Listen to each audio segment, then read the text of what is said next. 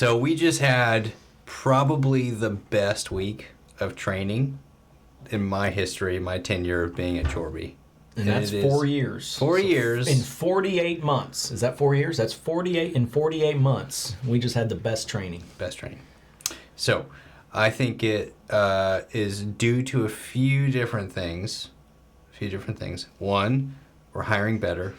Two, we're strategizing a little bit more intentional with how we train people. And three, we have a better offboarding process. So after they're done with training, some really clear expectations that I think are priming them, I bet you up. That right there is the key. I think it's a big part of it, yes. As opposed to simply being like, all right, it's Friday at 3 p.m. I'll see you on Monday. You're full on all by yourself. As opposed to saying that, there's actually like some action items. It's a trust but verify process, in my opinion. So I think if we can be strategic in how we hire, how we source, and how we hire, and then we have a better structure in place for how we train people, which, by the way, we'll get into remote versus in-person, and then having clear expectations moving forward of actionable steps, still structured, but having those actionable steps thereafter with clear expectations, I think we're really priming our people to be successful. One of the conversations that we had this week was, so it was a couple of the individuals that we hired, it was CCAs that we were training this week. One of them specifically has a background in project management. She's done several things outside of like customer service, although she's done quite a bit of customer service and sales. And one of the things that she brought up was she kind of timid about asking, like, am I always going to be a CCA? Like, is there opportunity for other things? We kind of covered room for growth in the interview process. And she was afraid to ask if that's okay to like want to do something else. Boy, I got super excited to share. And Jen Spencer, our VP of Sales and Client Care, was there. And both of us in tandem got excited about the reality of her situation, of where you start does not dictate where you will end up in no way, shape, or form. Yeah, I would say it's the opposite. If you're here for any length of time, your job's probably gonna change in some capacity. in some capacity. Right. But the position that we hold is we want to train, develop, and support our team members, regardless of position that they're currently in right now. You've got to talk to us about what you want to do. Yep. And you're going to have a leadership staff that's ready to invest in you to go and do whatever it is you want to do. Yep. The difference, in my opinion, of what we're doing right now and what I've experienced at working at other corporations is there is no strings attached to that. That's important to me to communicate up front. There's no strings attached, so we're going to invest our time into you because we believe in you. We would like you to be a part of our teams for a long time. But if you decide to push off and go somewhere else for your own reasons, whatever the case may be, great. Good for you. Genuinely good for you. Again, it does not dictate how we spend our time investing in you as an individual at our organization as a part of the team. Right. It's awesome. I love it. And it was great to see her like, oh, that's like, she got excited about hearing that because that's not common. I really don't think that's common for individuals to, in a leadership position, well, we're training you in your role right now, but even now we're talking about, let's talk about the next steps. The future. So your next years, position here. 6 months down the road, 2 years down the road, whatever that looks like, start talking about it now, and we can start gearing our conversations towards that direction. Does not take away from you have a job in front of you. You have a job to do now. You have results to create. But it plays into what is going to happen for you in the future. If you lean into what's right in front of your face, which you should be doing, and they are doing. It's awesome. It's great. But we used to have a very reactive approach to sourcing and hiring candidates. We would put a post, we'd create a job description, we post it on Indeed, and we just wait for people to come to us. That's still good. That still needs to happen. That'll never go away. But the difference being that we're starting to take a much more proactive approach to sourcing candidates. We're using different tools, platforms. We have LinkedIn Recruiter now. We have the full access of that. It's not the light version. So we have literally millions of people that we can actually dive in and look at. We can be mindful of what filters we're using, of the type of people that we're looking to have conversations with. And in many cases, we're trying to have conversations with maybe not anyone and everyone, but dang near Anyone worth and it. everyone that is shown through their resume and or through just their network an element of talent in some capacity, a How would skill you- set in some capacity. That's what you're looking for. Yes.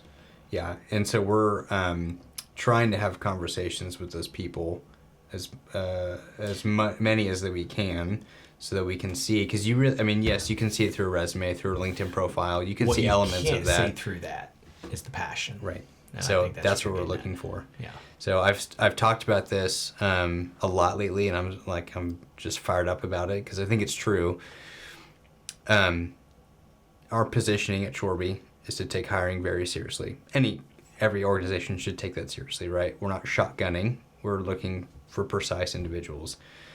But if you get super granular with, this is the exact type of skill set that I'm looking for, they have to have this license and certification, there is need for that. But if you get super granular with it, you could be missing out on people that could transferable skills that can easily plug into what you have. Recruitment is not black and white.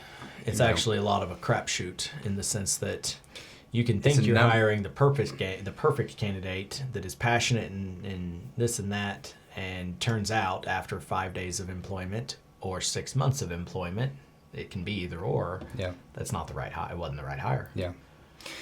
What we're trying to narrow down is vocation and calling being mixed in together. If we can find an individual that has a high value on both of those things in whatever area of expertise to focus, we're on a really good track. What do you with mean that. by calling? That you get intrinsic value of spending your time elevating whatever focus. You're passionate about that. Right. Whatever that thing is. You're gifted in that thing. Yeah. Yeah. Whatever that thing is, that you get intrinsic value from spending your time doing that thing and adding value to yourself and other people. You get fed through it. Yeah. It doesn't wear you down. It energizes you. Yeah. So if you have an individual who is very skilled in computer programming, but they don't have a calling in that, in my opinion, you can spend all the time in the world on those individuals. The likelihood of getting mixed matched results from that or burnout is probably pretty high. Not always the case. There's always caveats to that. But I think on a grander scale, you're looking for someone who has a calling in whatever area of focus, and they're spending their time educating themselves continually and doing it, and they get energy from doing it. Yep. If we can find those people, we're in a pretty dang good spot. Yep. But also sharing values with the culture that we have, sharing our values, which is adding value to other people, knowledgeable experts in our field adding value to other people. We're trying to find those types of people. Mm-hmm. So we can't just sit back, rest on our laurels, post something and wait for people to come to us. No, It's not that's gonna work. reactive recruiting. Right. It's actually the common method of recruiting. It has purpose. Extremely common. It has purpose, and it will always be there. But Well, yes and no. I think it will. When you say it'll always be there, what you're referencing is there will always be an element of needing to post on Indeed a need Right. and sit back and wait for people to Right. to respond to that. There's always going to be a need for that. But the mindset of how you find talent Yes. It needs always needs to be not that. to proactive. It needs to be proactive. Yeah. We need to approach our talent acquisition in the same way that we approach our client acquisition, with a mindset of we have to, in some capacity, market and advertise ourself and our vision to find like-minded individuals that can share that vision and passion, that want to be here. And by doing that, we're going to serve our clients. As opposed to reactively simply throwing a job description up and saying, all right, you know how to do this skill and this skill and this skill, and therefore you are qualified to work here. No, not exactly. enough. You have to also, in addition to those skills, you have to care about those things. And you also have to have a certain approach, a certain philosophy and vision and approach to your own life as a talented team member to be able to deliver those things properly. The other element of that is networking. Outside of proactively, because in many cases you are looking through these LinkedIn profiles, and I personally am actually looking through Yeah. I'm being a little bit more specific with the people I'm picking and choosing who I want to send messages to, but it's on the big scale. It's not like 10 a week. It's like 100 a week. Yeah. By the way, I got your chat on your the LinkedIn link to your colleague. Yeah. Send me an email. I looked at it, but I've been so busy that I haven't been able to actually look at it closely. Well, I took the initiative and went distracted. ahead and sent her an email and said that you want to meet her. Good. I like that. I'm happy to meet her. Yeah. I can already tell you that. I have looked at it Yeah. enough to know that. Cool. But just know, I wasn't completely ignoring your chat. I didn't think you were. It's been a busy week. I know. At least that's what he says. What? Anyways, networking. Look who's talking. I think we had 2 meetings scheduled this week, and you had to reschedule I them. shamelessly just didn't show up to a couple of Yeah. Yeah. That's not entirely true. Not shamelessly. Not shamelessly. And I did show up to them just 2 minutes late. Busy training. Rather busy. I'm trying to mix in interviews with it at the same time and keep that How many train interviews going. would you say you had this week? With new. This week was less. But still, how I many? probably had 8 interviews this week. That's still quite a bit. Yeah. I usually have like 15 or during normal weeks. Is Maria going to start? Maybe. No. No. Not right now. She has a lot on her plate to focus on, and I do not want to mix in. Now, one thing I want to point out, though, talking about talent acquisition, And where your department starts and stops versus where our operations. I had a good lunch with our lawn care leader this week, and in my mind, our leaders, our production leaders, are still responsible for recruiting in many ways. They're responsible for finding that talent.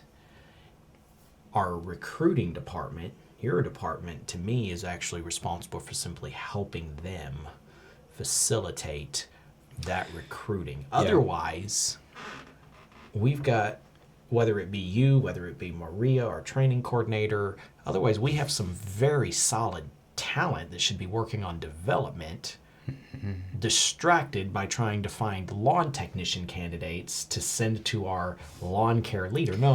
Our lawn care leader can do that. There's a balance to that, and I agree with what you're saying. That has not been communicated, so I'm glad to hear it from you. Yeah, that's why I wanted to bring it up here. Yeah. Talking about talent. So I think, getting to my piece on networking, I think that aspect, specifically for operational roles, plays a bigger part in getting quality talent in. It's through knowing people. Yeah. So I think that you can do that in many different ways, but you have to, as a leader in this position, this lawn care leader, that lawn care leader has got to have that on their brain. Every single day, every single hour of the day. You need to be thinking about it. On that lawn care leader's mind, I agree with you. They have to be thinking about talent acquisition, recruiting people that enjoy lawn care, enjoy what they're doing, and every day they need to be looking to network, looking to expand their network, to your point. And that might be through Indeed, it might be through LinkedIn, it might be through just being out in the neighborhoods talking to clients and seeing a competitor's truck at the 7-Eleven and going and talking to that guy, and then seeing him again 3 months later and talking to him again. With no purpose in the first conversation or the fifth conversation other than to say hello and get to know them. Yeah. So, and if they do that 50 times, they'll never have they'll never have a need for another lawn technician again. Yeah, there needs to be an element of getting into the community.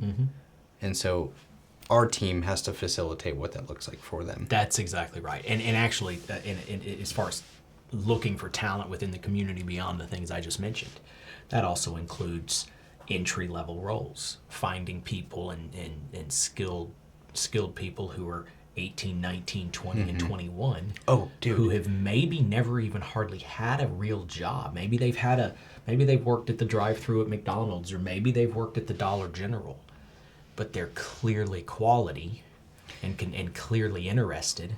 You'll like this. So at Scoop Soldiers, we have 2 part-time team members, and one of them is newest one that started this week. Yeah, these are is client son. care advocates. Yes, Yeah, or CCAs. Yeah. is her son. Mm-hmm. Both of them are part-time team members. They are a phenomenal team, just working on themselves, which is surprising from a mother-son dynamic in a workplace.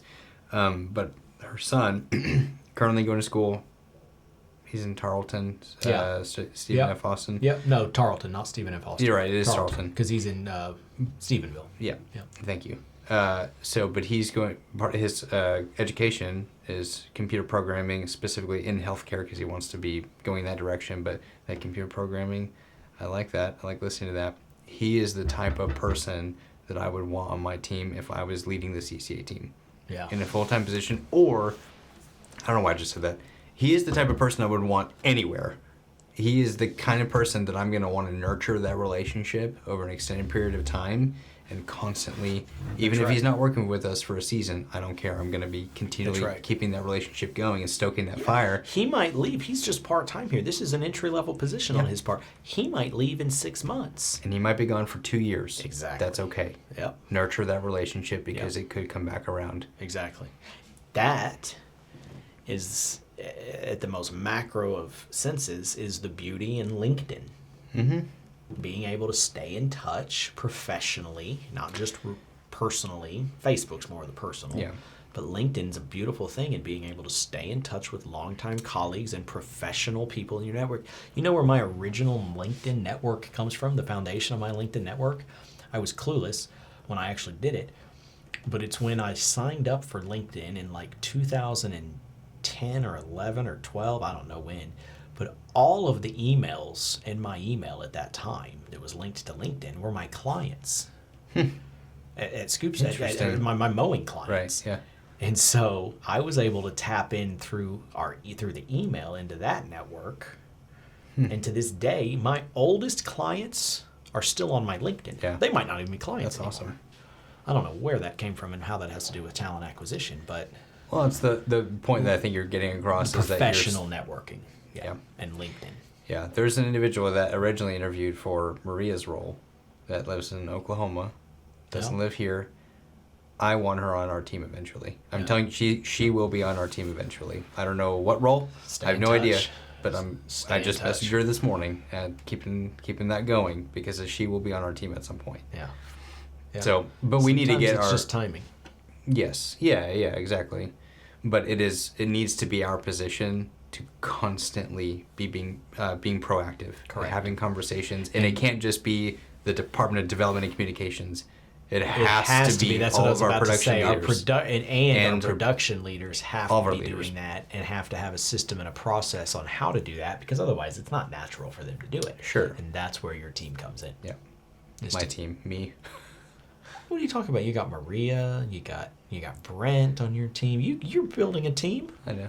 We were talking about talent in your department. Yes. So you got Maria, you got Brent, you got a marketing Maria coordinator, has a lot dash on brand her manager coming online. at some point. Maria's job could be 15 jobs. That's what I'm saying. She has so She's got much a lot. on her Yes. plate. She does. I don't even know. She doesn't even know it. I was don't about to think say. she knows it. I was about to say she sees it some. Yes. She's only seeing the CCA of it, the CCA role. She's what I not realized seeing is- the other 15. I roles. realized this week I have so much knowledge about grass and bugs and random stuff in my head. After 4 years here, yeah. It's a lot. Yeah. You probably know more about grass and bugs specifically than I do. I might know a little more about grass. And We I need to meant put that into the test. I mean weeds, as in grass and weeds, just to make sure I'm clear there. But I know lots about What is agronomy? I actually couldn't define it. What did we determine that It's was? I soil thought it was science. the growth of plants, and you corrected me and said no, it's actually soil science. So, thanks to Jeremy Lowe's help, he taught you more than I did. More than he taught me. It's thanks to you I know this. It is about soil science. There it is. So agronomy is the science of dirt. No, not dirt. Soil. What's There's the a difference between in soil and dirt? I don't know. Ask Jeremy. I love it. I just know how to mow grass. I've actually started really using this regularly, and it seems to work. I'm the most ambitious lawnmower man you ever met. You were on the right track when you came up with that, and I think you need to you need to lean into it more. I'm leaning into it. Yeah, you do, yeah. Because I do think it speaks volumes to your brand. Yeah, I agree. It's at least as far as that beginning of an elevator pitch and a storied elevator pitch. It's the beginning. I'm the most ambitious lawnmower man you ever met. Yeah. Who does plumbing now? We're talking about talent today and talent acquisition. And something that I have learned from far more brilliant men than me, and as I've studied businesses and the history of the most successful businesses we know of today, talent acquisition and having a really, really high bar for talent, not allowing mediocrity, not allowing mediocre mindsets, not allowing cynical mindsets in your culture, and continually working towards increasing the bar for talent, for experience, for expertise, constantly working towards that alongside our vision will get us to our vision. Simply having a vision will not get us there. Simply saying, well, we just need help. We need good people to help us. So, okay, you need more than that. You need good people who are really talented. You can't have just good people. Yeah. There's lots of good people that can't get anything done. You need good people and a really high bar, high expectations. And sometimes that seems unreasonable and sounds unreasonable to people who, frankly, aren't a high bar for talent. I was about to say, I think there's a balance to that, but what I have generally been framing recently is that regardless of your position, our environment, our culture is fast-paced because we have a lot of individuals who will get a lot of intrinsic value out of just spending their time pumping at producing in their area of expertise. Yep. So if you're not ready and you get into that fast-paced environment and your mindset is, oh my gosh, I have so much that I have to learn or do, and you don't see it as an opportunity, you're already in a bad position. Yep. It's about the mindset. Yeah. We want individuals who see this as an opportunity to get better. Now, it's not passive. Our position as an organization is to help develop you, to be a part of your journey, whatever, through however long you're with us, hopefully a long time.